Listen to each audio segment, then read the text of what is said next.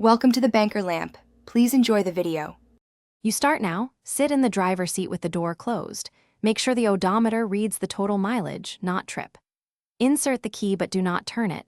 Press and release the brake if needed to wake electronics.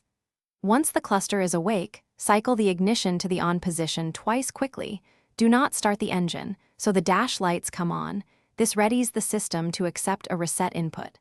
Make sure you can reach the trip/reset button. You continue by turning the ignition off, then press and hold the trip/reset button on the instrument cluster. While holding, turn the ignition to the on position.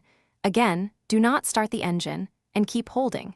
You will see the odometer begin to count or the maintenance light start to flash.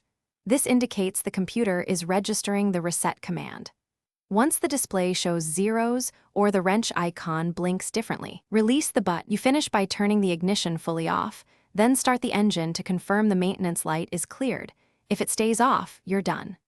If the light returns, repeat the exact sequence up to 2 more times. Sometimes electronics need a second attempt. Make sure the battery has normal voltage because low power disrupts the process.